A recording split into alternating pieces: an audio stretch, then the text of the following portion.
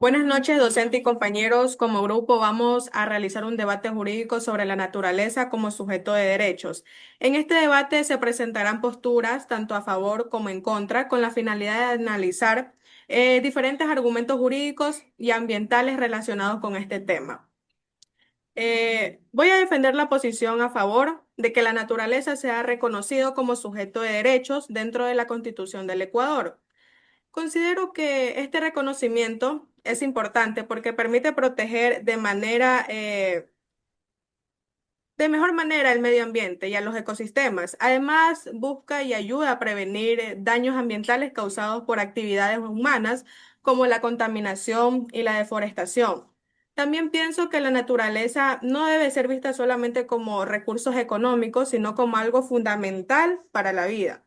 La Constitución del Ecuador de 2008 reconoce estos derechos y busca garantizar la conservación ambiental para futuras generaciones. De igual manera, Ramiro Ávila, Santa María, menciona en su obra titulada como El derecho a la naturaleza y fundamentos, que la naturaleza tiene un valor propio y merece protección jurídica. Estimada Crister, muy importante y muy propicio todo lo expuesto, pero me surge una pregunta. ¿Por qué consideran que es importante reconocer derechos a la naturaleza y no solo proteger el medio ambiente mediante leyes que sean comunes? Gracias, compañera, por la pregunta. Sí, porque Mm. al reconocer la naturaleza como sujeto de derechos, existe una protección más directa y más amplia, ya que no solo busca reparar el daño ambiental, sino también prevenir y conservar los ecosistemas. Esa es mi respuesta. También en conclusión considero que al reconocer todos estos sujetos de derechos es importante para fortalecer la protección ambiental y promover así una mayor responsabilidad frente al cuidado de los ecosistemas. Muchas gracias. Muy A continuación, interesante. mi compañero. Muy buenas noches con todos los presentes. Mi nombre es Andreina Quiñones y mi postura que voy a defender en esta ocasión es contraria, ya que considero que otorgar derechos a la naturaleza no me parece vanguardista. Más bien es una ficción jurídica y tal vez algo inoperante, puesto que la teoría del derecho es clara. Un sujeto requiere una voluntad para ejercer derechos y capacidad para asumir a sí mismo las obligaciones, cualidades de las cuales lastimosamente la naturaleza carece. Autores como Crespo Plaza evidencian que en el artículo 71 de nuestra Constitución es un postulado puramente simbólico y tal vez algo lírico. Entonces, no necesitamos desnaturalizar el ordenamiento jurídico como tal, creando sujetos ficticios. La verdadera solución, considero, no es el biocentrismo abstracto, sino una ética de la responsabilidad humana, un derecho ambiental pragmático que sancione con rigor y proteja eficazmente el entorno como el bien supremo de la humanidad. El derecho, entonces, debe ser humano o simplemente dejará de ser un derecho como tal. Esa es mi postura. Buenas noches, compañeros.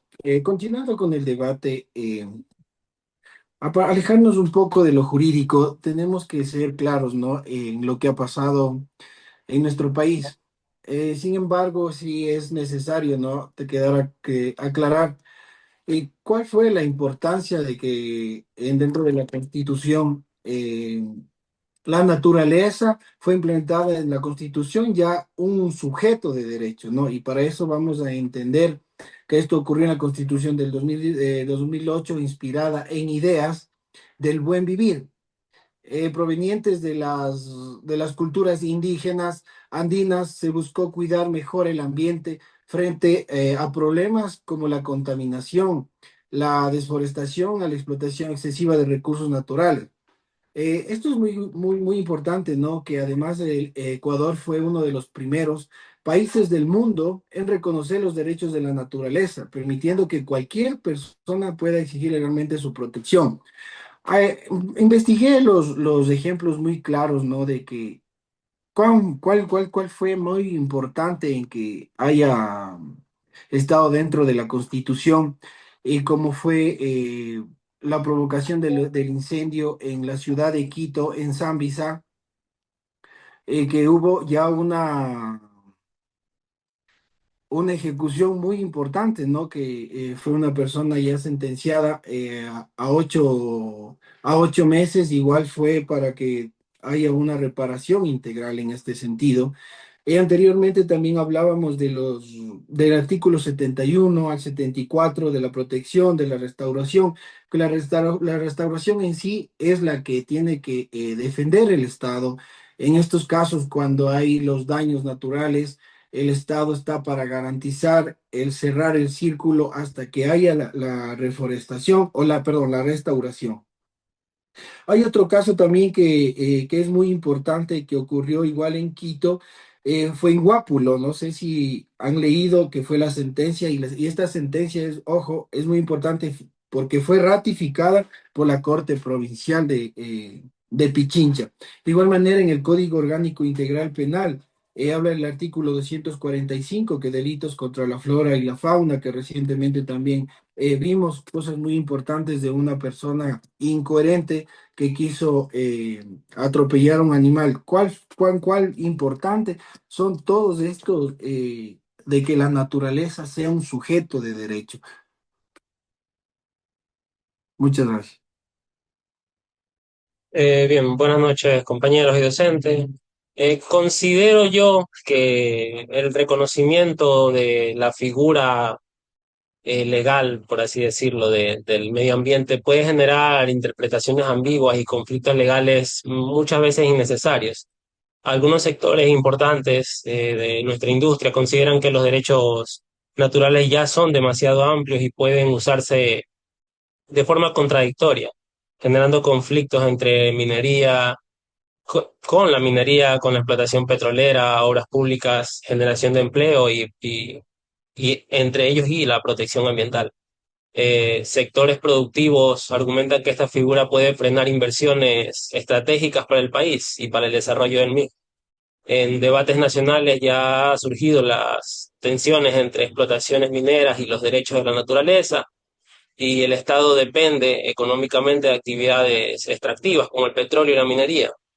Entonces creería yo que aumentar más, hacer más grande esta figura jurídica solo traería mayores inconvenientes, trabas y dejaría abierto un sinnúmero de interpretaciones un poco innecesarias muchas veces para el desarrollo, el correcto desarrollo del país.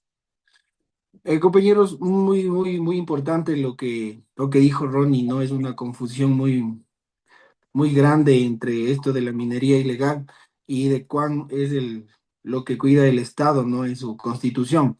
Pero yo tengo una pregunta, no sé si es que quede claro en lo que expuse. La pregunta es la siguiente. ¿Cómo entendieron, cómo protege la Constitución del Ecuador y el Código Orgánico Integral Penal a la naturaleza frente a los daños ambientales? Eh, yo considero que la Constitución del Ecuador y el COIP ya protegen a la naturaleza, reconociéndola como un sujeto de derecho y estableciendo sanciones para quienes generen algún daño al medio ambiente. La Constitución y en los artículos se mencionan ya algunos argumentos necesarios y castigos y sanciones para quienes no las cumplan. Compañera, me gustaría hacerte una pregunta sobre tu opinión. El derecho ambiental clásico, antropocéntrico, ha fracasado en detener el cambio climático y la destrucción del planeta en las últimas décadas. ¿No demuestra esto que tratar a la naturaleza como un simple objeto de protección es insuficiente y que el biocentrismo del artículo 71 es la única alternativa real? Gracias, compañera, por tu pregunta. Y para dar respuesta a aquello, puedo indicar que el fracaso en la protección ambiental no se debe a la falta de subjetividad jurídica de la naturaleza, sino más bien a la falta de voluntad política debido a la corrupción, deficiencias en la fiscalización del Estado. Cambiar las palabras en la Constitución no cambia en sí la realidad material. Crear un sujeto ficticio solo diluye las responsabilidades reales que siempre deben de recaer sobre los seres humanos y las industrias como tal. Además, filósofos ambientales como Alfredo Marcos sostienen que una ética antropocéntrica ilustrada para proteger la naturaleza, porque de ella depende en sí el ser humano. Esto es mucho más pragmático.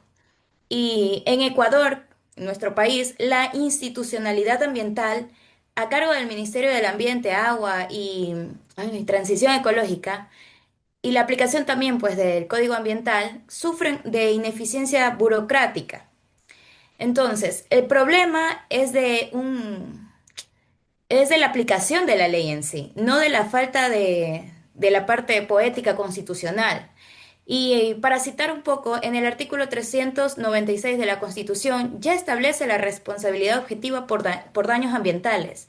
Entonces es allí donde se debe de enfocar la fuerza del derecho al sancionar a las personas como tales humanos y que son jurídicos reales.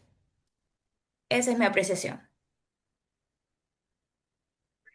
Para dar por finalizado este debate y para brindar como conclusión, podemos afirmar que el reconocimiento de la naturaleza como sujeto de derecho representa una transformación profunda en el derecho constitucional y ambiental. Sus defensores, por un lado, consideran que constituye un avance histórico para proteger el planeta y superar la visión utilitaria de la naturaleza, mientras que sus críticos, por otra parte, sostienen que genera inseguridad jurídica y dificultades prácticas y tensiones en el desarrollo económico. El caso ecuatoriano continúa siendo un referente mundial en el debate sobre el constitucionalismo ambiental y los nuevos sujetos de derecho. Gracias.